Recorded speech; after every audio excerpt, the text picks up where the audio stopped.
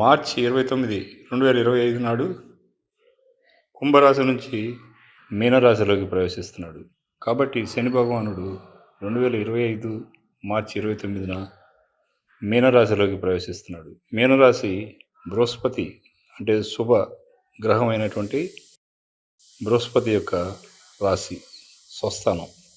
అలాంటి బృహస్పతి యొక్క స్వస్థానంలోకి శనిదేవుడు రావటం అనేది ఒక మంచి పరిణామం, మంచి జరుగుతుంది ప్రపంచానికి.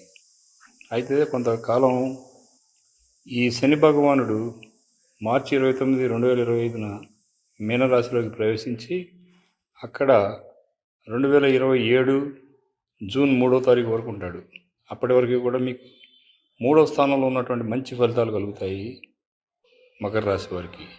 ఎలాంటి ఫలితాలు ఉంటాయి? ఆస్తులు సంపాదిస్తారు,